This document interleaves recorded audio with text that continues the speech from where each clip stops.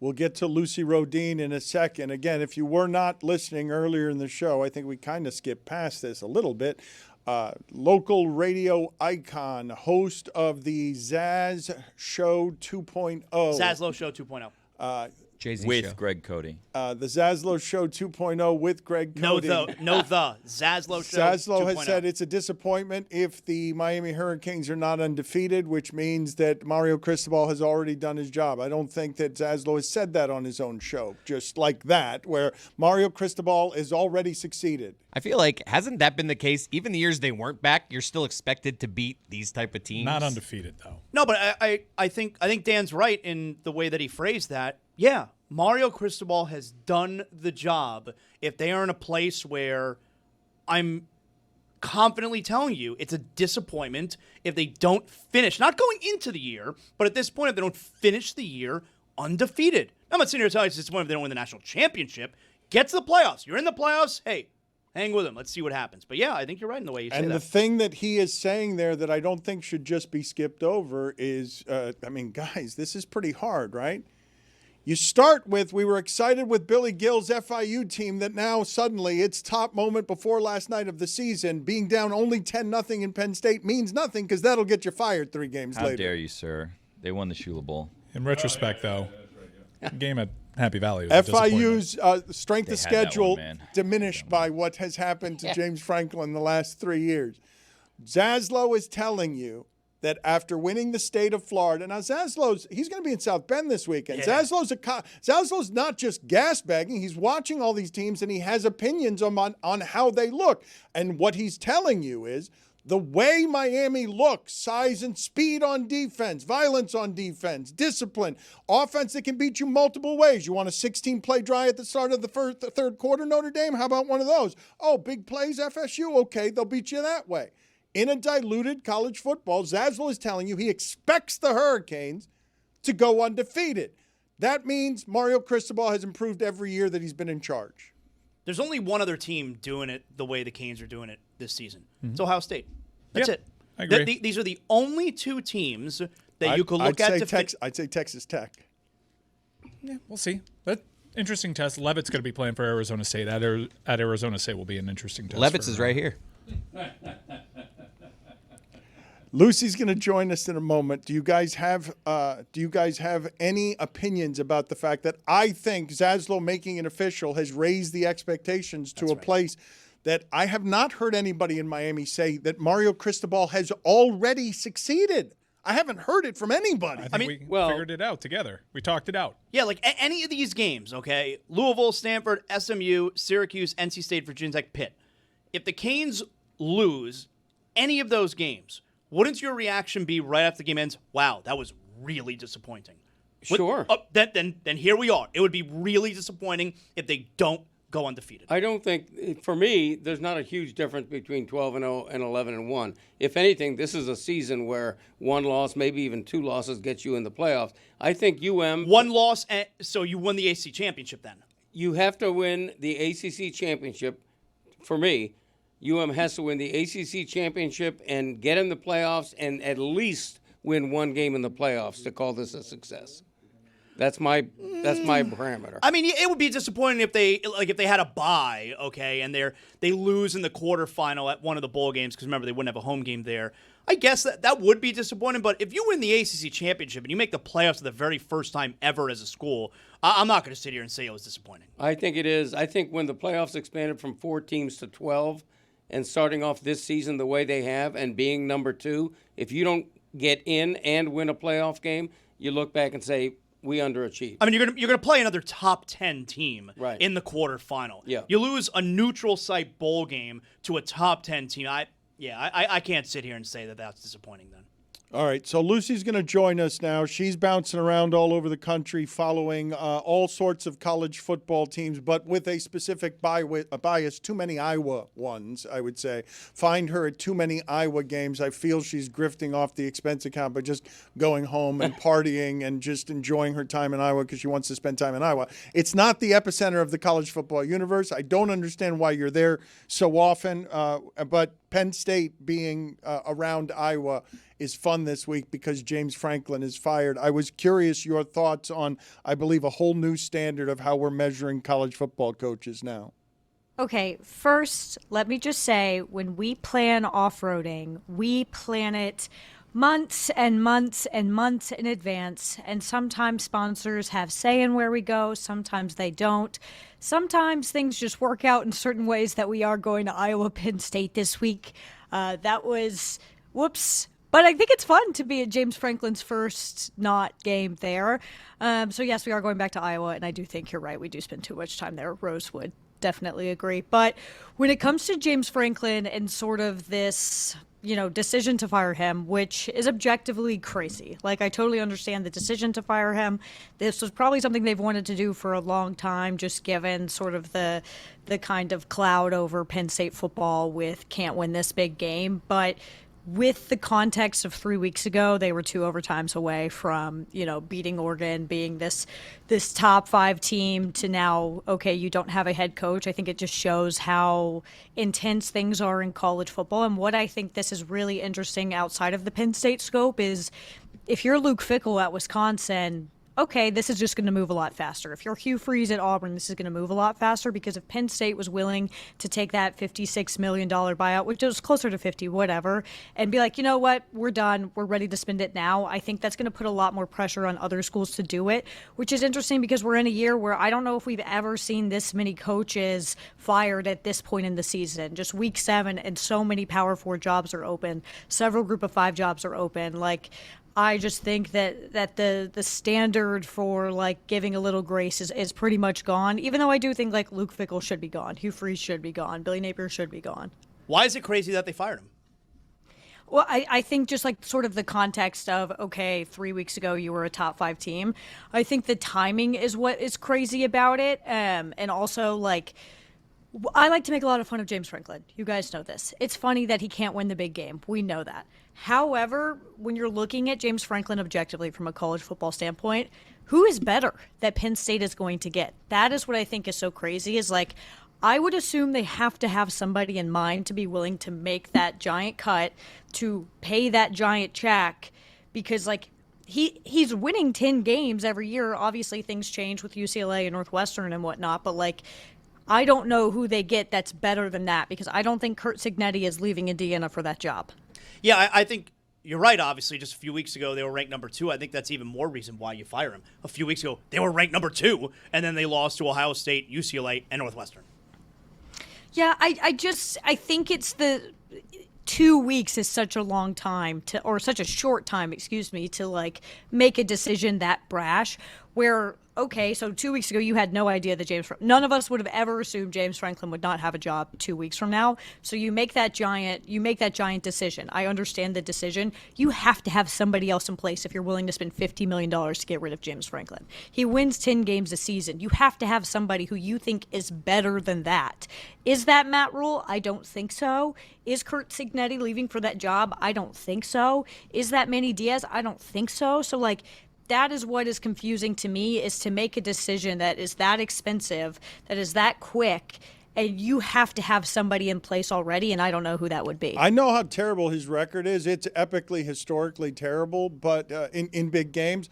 But he has won 2 of the last 4 big games that we would have assigned as big games, right? Northwestern and UCLA don't get to be big games just because he lost them. Like, he lost the Oregon game, but he won playoff games last year. So can you get a coach better than winning 2 of his last 4 big games if we're going to do this as dumb as you've got to win big games, and that's it? See, that's what I think. So, like, I think Penn State is in a unique position because there are still members of their fan base that were alive when they were winning national championships. Lots of schools cannot say that. So the standard at Penn State is just a little bit higher. The playoff thing is interesting because, like, a lot of people will say that Penn State had the easiest run in the playoffs, which, like, I do agree with. But I think it's the fact that, like, He was losing the big games. We all know that is something he has done, but he had never lost the small games until UCLA and Northwestern. And UCLA might be the greatest football team in the world now. We're not quite sure on that one, so that could end up being a great loss. What do you do with that? What do you do with Deshaun Foster going 0-4 with the UCLA team that then turns around and beats Penn State and then smokes Michigan State? I saw someone tweet, I wish I could remember who it was because I want to give them credit, and they were like, were they just not practicing? It really doesn't make any sense because they have looked like a great football team, truly. And it's weird because Foster was a guy that players loved. He was a players coach. People talked about him in that manner, and so truly it doesn't make any sense to me. And I think it's honestly hilarious and really, really funny. Can we get some good information out of you on Indiana winning a game at Oregon? And Oregon had won 23 straight regular season games, 18 in a row at home, and on the spot. I know many people in college football have known about this, but on the spot, because this makes this the most interesting Indiana team of my lifetime, including the Penix one.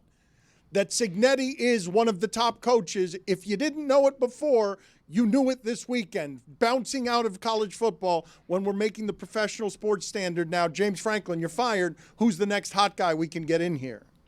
Yeah, so I don't foresee Curt Cignetti leaving for the Penn State job. I don't really foresee him leaving for any job right now. I think he's one more good season away from them naming the stadium after him. He has everything he could want at Indiana, and he's signed he signed a pretty long extension last season. I think he'll be there for a long time.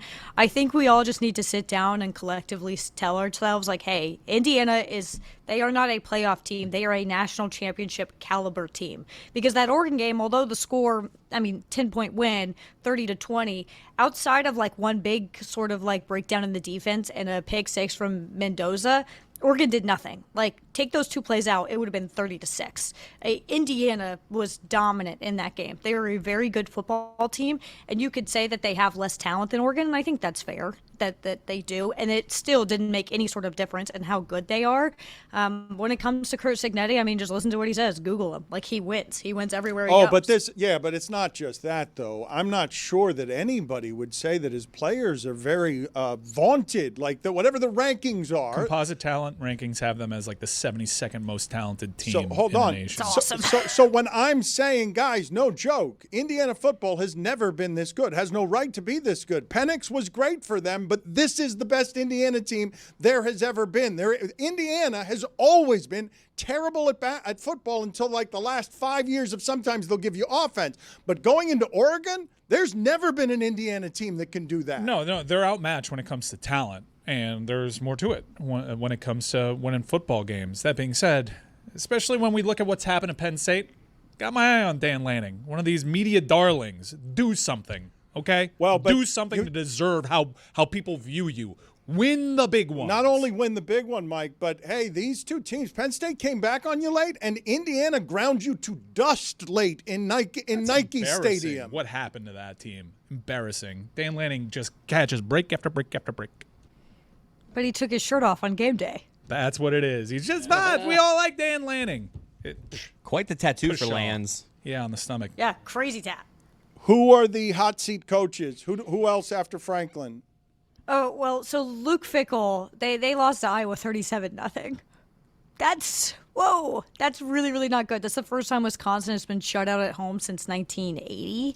And you're giving up 37 points to Iowa. That's not ideal. I think his time is done.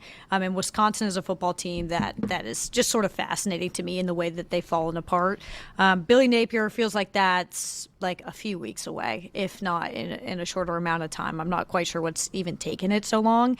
And then my experience watching Auburn football this weekend in person was life-changing in the worst way. Hugh Freeze has got to go. It's got to be over. Life-changing. We'll play the video now on her way out, and we'll get an internet minute from her as well. But first, let's play the Lucy video here because you did not enjoy Auburn, is what you're telling us? You had. I loved Auburn. Auburn is one of my favorite places we've ever gone. That lemonade was awesome. The people were the most ridiculously friendly people we've ever met. That football was insane to watch. It was I felt years of my life slip away just in the final 2 minutes of the first half. Let's throw it to that video. These girls were selling Lucky Rocks for $1, and absolutely, if you're selling a Lucky Rock for $1, I'm going to buy it. And they gave me this rock, which has stuff all over it that's now all over my hands. And they clearly just picked it up from there. And they're just selling rocks that they found. And I paid for one. Capitalism alive and well, even with 4-year-olds.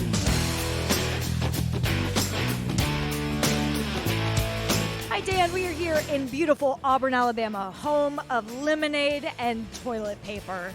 This has been a delightful experience. Beautiful campus, the friendliest fans we have ever met, and it makes me sad that their football is trying to kill them.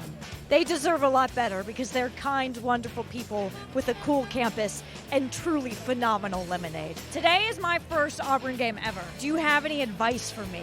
Enjoy it, yell a lot, get excited, but don't get your hopes up too much. That is the most Auburn explanation you could have ever gotten in your life. And if you've ever been around Georgia fans, don't get too close because they might bite. Mark, do you have advice for me? I think you should try the eagle call. I was born an Auburn Tiger. I grew up in that stadium. My whole family are Auburn alumni, and I have family that are scholar donors here, and I'm going to the game today, and it's just in my heart, and I can't get rid of the passion. Can y'all explain to me the deal with your outfits? Associate members at a fraternity right now. So do you have to wear this to all the games all year? Technically, whenever our associate membership is done, we have to wear them. They just want us to look really good for all the games, you know? Well, I like your outfits. I think you guys look wonderful. Down here, it's dress to impress. Your game day outfits are planned with a PowerPoint before the season starts. Do not wear knee-high boots ever again. This is not okay. Pick something comfortable. How would you describe the last 10 years or so of rooting for Auburn? Definitely up and down. A lot of losing, not a lot of winning. Do you guys speak to professionals about it just to make sure we're doing good mentally, or do we just ride the wave? Nah, it's best you gotta ride it. You got it. I was crashing out, not last week because we had a bye week, thank goodness. We probably Thank God. that too. A lot of anxiety, a lot of stress. My heart rate is up the entire time. I just have learned to roll with it. I'm here for a good time, not a long time. Do you think this is Hugh Freeze's last year here at Auburn? I hope not. Maybe they can stay a little down. So that it's better for Easier Georgia. opponent. I wish it was his last year. No comment. Last year here, who says yes, raise your hand. Hugh Freeze is staying this year, raise your hand. Or next year. He'll still be the head coach. Okay, hell yeah, let's keep the vibe going. If he puts the same thing he's put on the field throughout his tenure here so far, it's probably all she wrote with Coach Freeze. Does he golf too much? When he lost to Texas A&M, it really didn't seem like he was fully kind of bought into what it takes, which is, hey, you might not have time to go out and golf during the summer. He golfs so much. They raise our tuition every year, so honestly, it might be for his buyout. I don't know. Do you guys think they are specifically raising your tuition because Auburn has so many buyouts they have to pay all the time? No doubt in my mind. How do you feel about them saying War Eagle when their mascot's a tiger? Yeah, see, I don't really get the whole mascot kind of thing.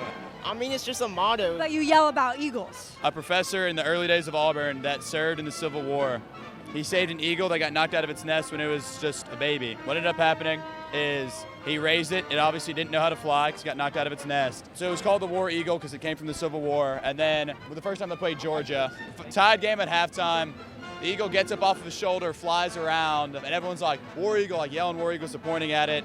The eagle went, hit the ground, and died on impact. But Auburn won the game. Would you guys refer to the way you say War Eagle as kind of like aloha? Sure. You just got a big win. How would you say War Eagle? War Eagle! War down! War Eagle, baby! War damn Eagle! War Eagle! You are going to the dentist. You just found out that you have 5 cavities. How are you saying War Eagle? War Eagle! Just got broken up with. War Eagle. You get a text back from your crush. War Eagle. You just asked someone to marry you and they said yes. How would you say War Eagle? War Eagle! War Eagle! War damn! War Eagle, baby! Hugh Freeze got fired. War damn Eagle! This Georgia fan runs into her shot a third time. How are you saying War Eagle? I would do an eagle call. Great callback. Do you feel like this is a hateful rivalry or no? Because I'm not getting that vibe. I mean, it is long-standing tradition rivalry, but not a lot of hate, I would say. Hate's a strong word. This has been, I think, the friendliest fan base we've ever met. It's so Southern hospitality here. It's so good. Very Yeah. nice. We just interviewed your daughter. How do you think she did? I know my daughter. I know she did really well. Your daughter goes here. Did you go here? Are you a fan? What's your connection to Auburn? Aside from the financial aspect of it, my daughter goes here. She's a freshman. Are you okay with a tuition increase if they fire Hugh Freeze? I'll do it. If my daughter wants to go here, I'll pay it. Your dad said if they fire Hugh Freeze, you're still good if tuition goes up. So for you as a Georgia fan, does seeing Carson Beck succeed at Miami, how does that make you feel? I think Carson thrives more in Miami, maybe a little club scene there in Miami. He might be a little, that's kind of his vibe down there. You know what? That's perfect. I got nothing else to say about Carson Beck and his Lamborghini that he got stolen through his own fault. Right. I think he left the keys in the car. He probably did. Texting his girlfriend or something, probably. They broke up. They did? Oh. I think he cheated on her. He is the man of Snapchat. He could have had some Snapchat things going on there. So this trip to the loveliest village on the plains was brought to you by the Game Time app. Download the Game Time app and use code Lucy for $20 off your first order. Terms apply.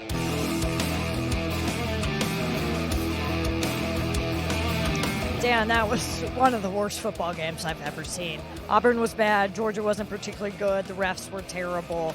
Everything about it was really bad. And here's a fun fact about me. Auburn was my dream school. This is where I wanted to go to college, but they couldn't give me any money because they were too busy using it for buyouts. And I have a feeling they're about to have to do that again. Hugh Freeze, $15 million buyouts. But the pride and joy of watching Auburn football do the most Auburn football things ever, that's priceless. Well, that's not true. It probably cost you a lot to send me to watch this bad football game. Yeah, and you're going to expense account rocks that people sell you that are just rocks on the side of the road. Lucky rocks. I'm sure I'm going to see that in the expense account. You're just throwing away money. Well spent. It was $1. It was a really good deal.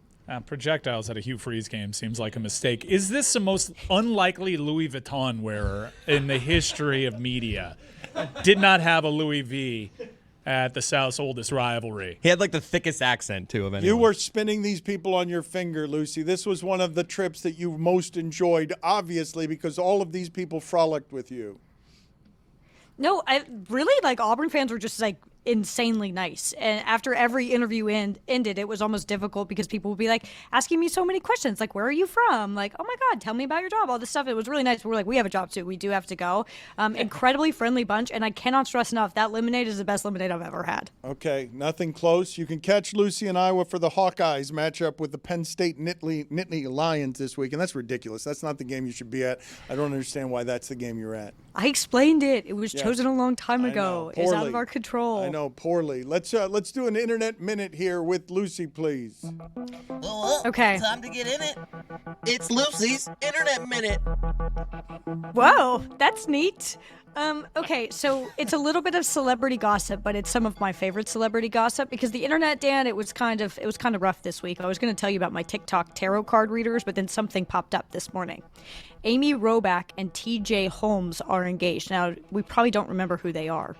Those were the Good Morning America anchors that they were both married for 10 years to their respective partners and then cheated on them with each other. And they were co-hosts in the morning. And then they both got fired because everyone found out that they were cheating on their partners with each other. And they just got engaged, which I don't really care about that. What I do care about is that both of their partners are now dating each other. Nice. So, the people they left are now in a relationship with each other. Nice. Didn't that happen with baseball players one time? Yes. Kekich and Peterson.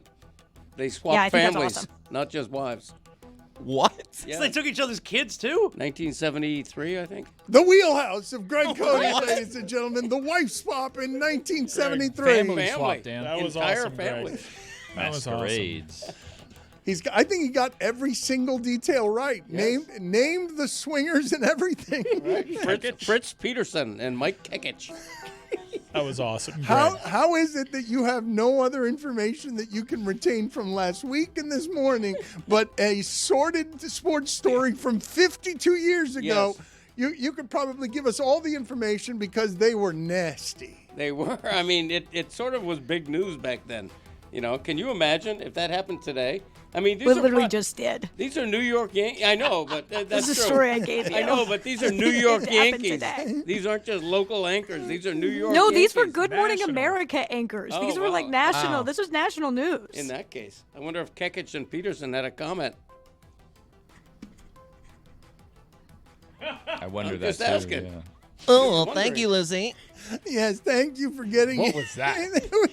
Let me hear the That's image. my internet minute, boys. You want to get in it with an internet minute. I have a question for Lucy, on the way out, because part of the video kind of spoke to this. People hate Carson Beck. People hate him. Because I guarantee you, if Carson Beck's name was like Rocco Beck and he was having the same season, he'd be the Heisman leader. The hate for Carson Beck is so strong that we're actually doing one of the things that you normalized last week, which I love, is let's give the award to the best player in the nation, Ruben Bain. There is no other quarterback, I think, in the nation that would get the shine off of Ruben Bain quite like Carson Beck. People have made their mind up about this man. Well, that guy was a Georgia fan. So I think it was just like more personal vendetta. None of the Auburn fans had anything to say about Carson Beck. I guarantee you, if Carson Beck just wasn't Carson Beck, like people, and this may be fault of his own, no doubt. I mean, you said that him getting his car stolen from his home was his own fault. I don't know how that happens when it's in your home, but people just don't like the young man. I think it was just a Georgia fan, angry. I'm angry when players leave Iowa. Play the imaging again. Time to get in it. It's Lucy's Internet Minute. What's the first sound? I really what like is that? It's an Internet Minute. Creepy. He told me last week it wasn't ready yet. He had to workshop it. He told me. So the moan in the beginning was the one that you were workshopping? Last week. Or? I wanted this last week, and we only had music. And he's like, Dan, it's not ready. I got to keep. Time to get in it. It's Lucy's Internet Minute. I gotta get in it. I got to keep sculpting it. It's like a how's your uncle in the beginning. If you're gonna do something, do it right, Dan. In it rhymes with minute. Yeah. That's the part that was missing last week. Lucy, thank you. We will talk to you next week. Bye. Thank you for the song, Chris. I don't know if that's a song. I don't know what to. No, it was a but song. I loved it. Look, You're welcome, Lulu. Chris is on. Chris is Ooh, a I don't frat like guy that. today, so Yeah, he's giving he's- people he's a- nicknames, yeah, just so you know. It's not an HR thing. Okay. Let's go to the useless sound montage, please. It has been cleverly baked, and has it been edited by Billy Gill? Again, in the hands of Billy Gill. This is always a special treasure chest of sound and wonder. You have done a little bit of this, none of this. This has not been curated by you? I oversaw it, but Ethan's been handling some of that, and if I don't say his name, he gets very mad at me. I got a stern talking to last week. It's like, okay. What? Geez, You're not familiar with a media climb. You do the things, you don't get credit, and then, a couple of years later, you do get the credit. Unfamiliar, Probably too much credit. Mm-hmm.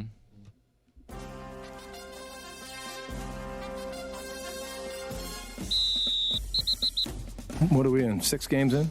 Is that right? We 6 games in? Man, it's great to win in the North. The only place we can go is next week. Believe in the human beings, coaches, players, and while we didn't get it done, they did show me why I believe in them. So proud of this group that just continues to fight and scratch and claw and just get it done. Getting a little tired of getting up here and having this conversation. It is what it is, and you got to keep working. It's not just one side of the ball. Every phase. Capitalize on playing complementary football to go up 17-3. It's an undisciplined operation at the moment, and it's on me. Yeah, Jalen, I thought did a nice job. He just had a baby too, which is a great thing. So We had certain agendas that we thought were critical to making this game unfold the way we desire for it to unfold. You say you can't win the game in the first, second, and third? We needed to get kicked around a little bit because that's what happened. I don't. You think I know all that stuff right now? The overall trajectory of it has been what we desired. Puka tried to be able to give it a go, just didn't feel good enough, and I apologize for that. But they were able to run it, and we weren't. And, this is a thank you. He maybe could have really pressed through, but we were kind of more being smart than anything, so I do apologize for that, Sarah. We're going to go back to the drawing board and get some things cleaned up on our offensive side. There's no doubt that there's guys that are hurting from the game that we let slip away. But yeah, and my job there was to score, literally.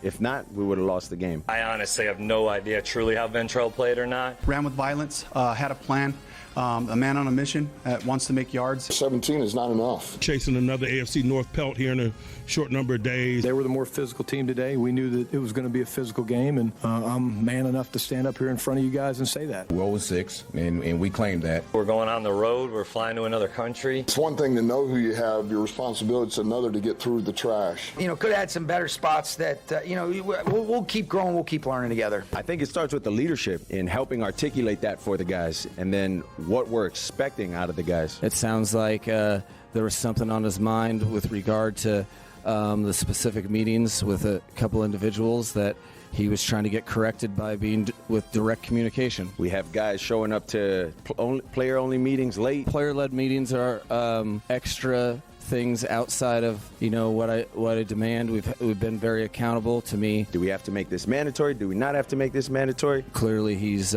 sending a message. But from my standpoint, everything that I've asked of the guys, they have delivered on. I cannot say enough about Jalen Ramsey, guys. We all got to look at ourselves, not pointing fingers. We got to look at ourselves individually first, about what I could have done to help our team win that game. The way you can make it suck more? Have an opportunity to seal the game, and then, we don't allow that to happen.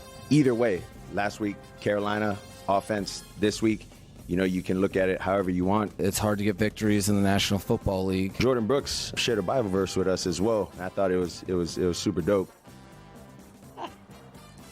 I don't think we can say that the McDaniel Tua sound is useless. We fed off it all week. Angers me, honestly. Well, that's Ethan's fault. Told you it wasn't me. I mean, that's, you try to give an inch, they take a mile, You guys would agree that Tomlin still is the best. Tomlin is looking to replace Andrew Luck and who was it? Was it Chuck Pagano? We've had luminaries of the game. Well, but the Mount Rushmore of useless sound montage, recognizable upon voice. Mahomes was in there. I haven't heard very much from him this year, but you can instantaneously tell who it is in your imagination. Dan Campbell's rivaling people now. You hear the Neanderthal in his nether region as he speaks. You know who's putting up good tape this year? Sean McVay. Yeah, yes. McVay's doing really good work. That's real McVay, good tape. very distinctive. Who is the funniest in the history of the useless sound montage? Is it Pagano? Andrew and Luck? Tomlin. Pagano, Tomlin, Andrew Luck. Big three. That's the big a three. first ballot. The baseball games from last night that Jeremy so desperately wishes to speak about, and I am going macro here when I simply say, and it's not prisoner of the moment of the Dodgers, best roster ever assembled, biggest payroll ever assembled, best international team of all-stars ever formed, aces coming out of the bullpen and built for this time of year where they've lopsided even baseball's randomness in the sport. Because what they guarantee themselves with the money is they've been in 13 straight years. And so what they guarantee themselves is, it doesn't matter if Ohtani's good this series or not. We'll get there. We've got enough players. It'll be Freeman this time who hits the Grand Slam. It'll be Mookie Betts this time who hits because we've got all of the best players and they will remain the best. And now we've got the best pitching staff too. Our starters are doing stuff that's not been seen in the sport. No one can hit. The Mariners are this far and they've scored more than 3 runs in 2 games. The pitching is extraordinary. You got everybody's coming out throwing unhittable bullshit. It's all 100-mile-an-hour frisbees. And no, it's absurd. And so every once in a while somebody hits a home run, a solo shot, but then the Yankees get eliminated because they can't hit enough of them. The pitching is totally absurd. I loved Yamamoto going the complete game yesterday. Great. I was stunned, but maybe not. I shouldn't have been stunned that it hasn't happened since 2017. But man, and I get it why the managers bail on the pitchers early, but hey, give me once in a while in a playoff game. Give me a pitcher who can go 6 or 7 innings. I mean, this guy went a complete game. I miss when they used to actually give them some rope, to go deep into a game. This is the best start from a starting pitcher since Roy Halladay's no-hitter in 2010. It was really unbelievable to see the complete game like that. So Doc Holliday, Yoshinobu Yamamoto. ALDS, that doesn't count. Yeah, but it's rest in peace, so it counts. Yeah. Billy, how do you feel about this, seeing the sport sort of distorted to the whims of your beloved Dave Roberts and the Dodgers? The funny thing is you were saying how high their payroll is. They're paying Shohei $2 million or whatever a year. So, even that is not accounted for in their payroll. Is that he actually hasn't even been a productive player for them. And Max Muncy didn't have a hit or he didn't have a home run or an RBI going into yesterday. And of course, the solo home run really breaks it open in the 6th inning. It was unbelievable because it was 3-1 after that, and then they were really. It doesn't matter if Ohtani's 1 for 17 with 8 strikeouts. They got Mookie Betts and Freddie Freeman too, and if not, the aces will just stuff the baseball down your throat. And what do you do? Because they're built. I've never said this about a baseball team before, right? You could do load management in basketball. You could do load management now in hockey, where you can save the bodies during the year. The Dodgers can pace themselves all year. They know they're going to make the playoffs, and then just Dan's actually right about this, which is pretty crazy. Normally we don't say that about any sort of teams in terms of baseball being able to build for October, but Dan's actually right here. Just play one of his songs. I don't want to hear any more about how I'm right. I'm bored being right. This is a story of Wild Bill, who saves money with a little skill. He taught his son Greg to get a little thrill. Whenever he can, skip out on a bill and still, Greg is a cheat motherfucker. Greg is a cheat motherfucker. Greg is a cheat motherfucker. Greg is a cheat motherfucker.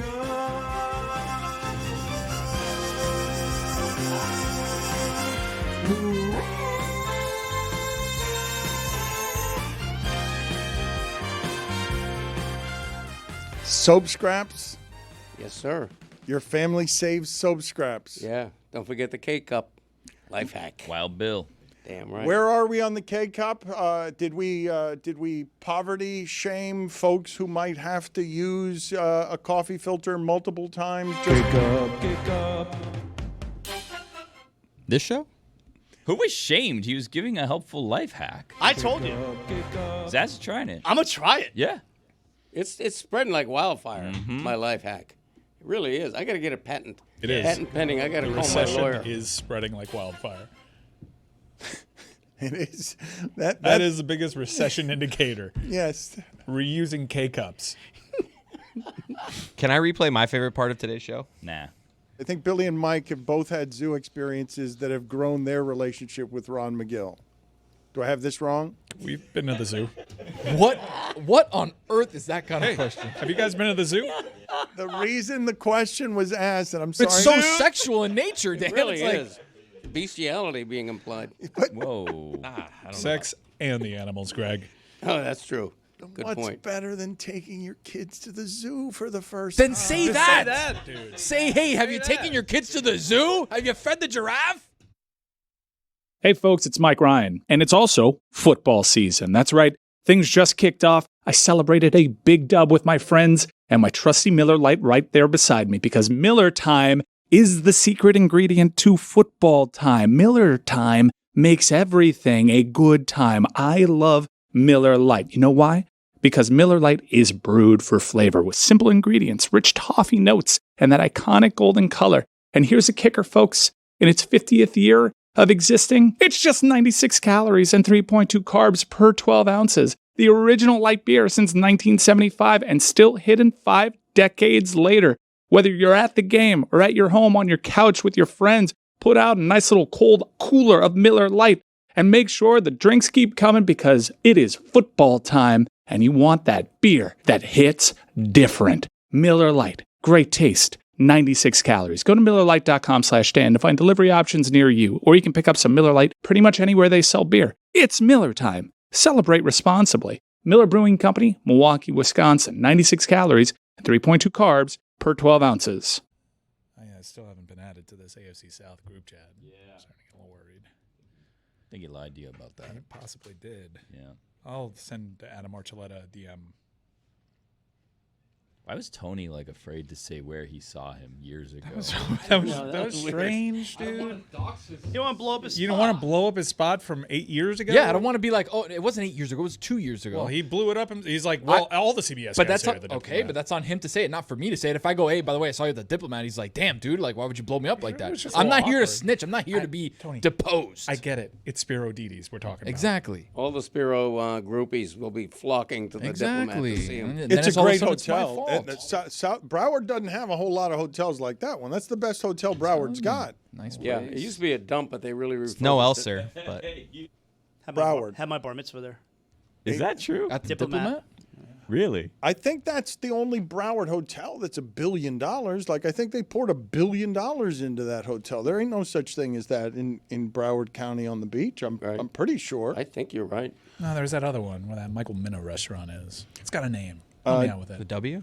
No. Juju's going to join us now. We've got a number of things to talk about. How do you feel, Juju, as someone who talks openly about where some anxieties lie about Zaslow's assessment of the movie Friendship and how you crawl around in your skin? Are you in agreement or disagreement with Zaslow?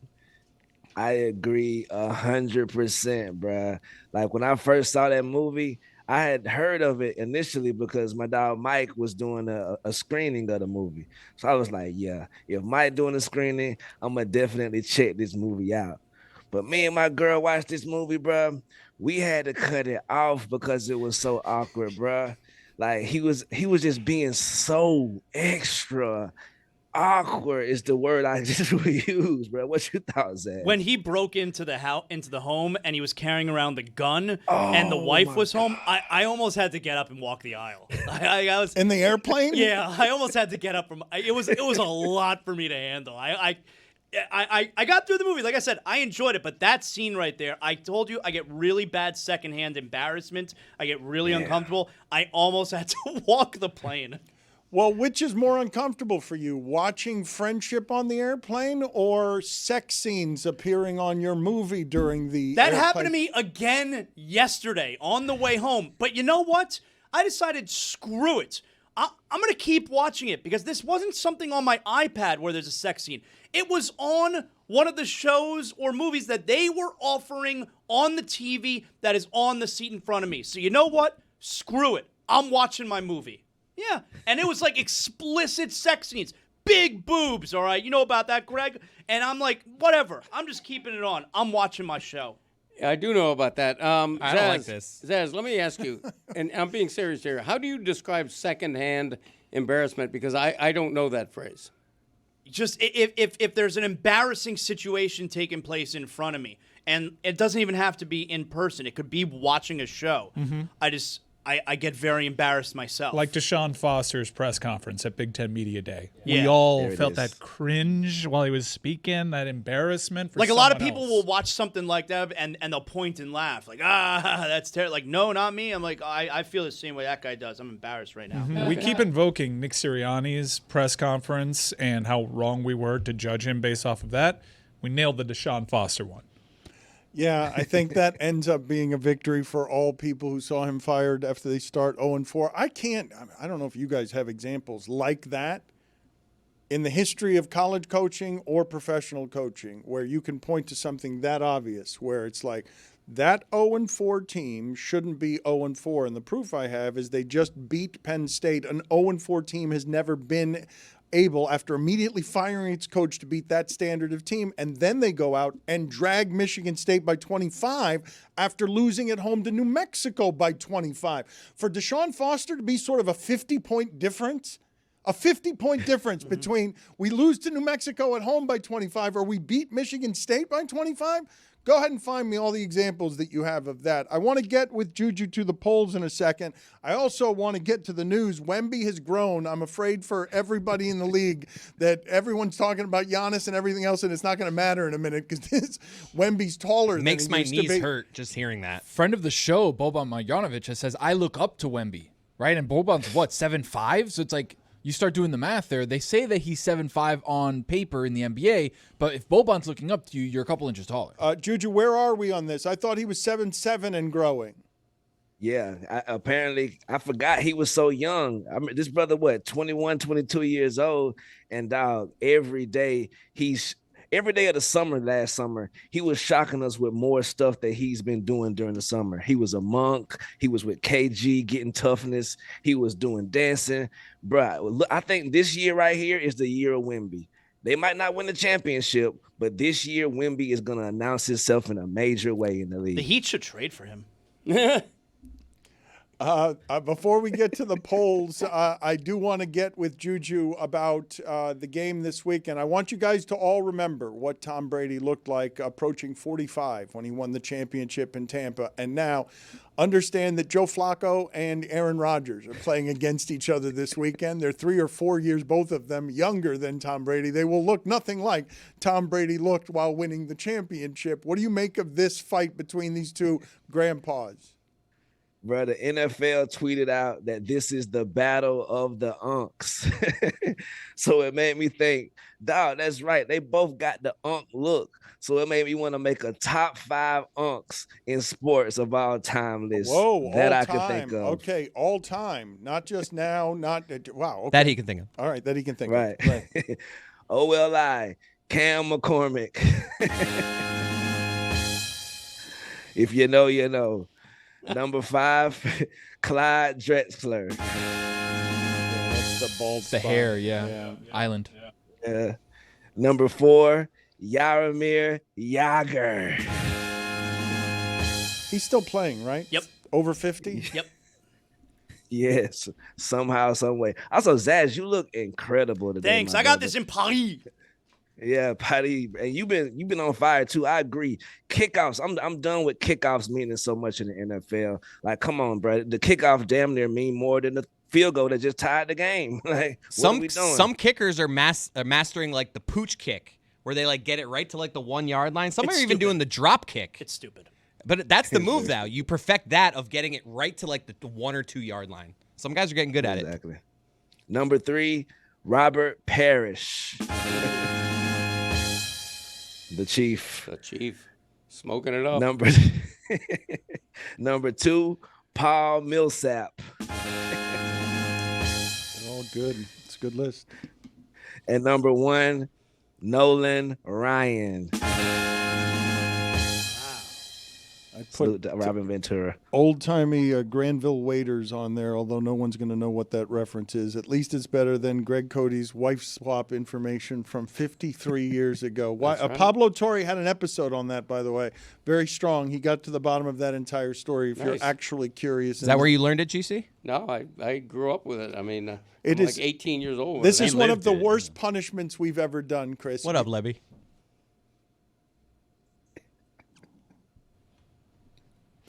The polls at Le Batard Show.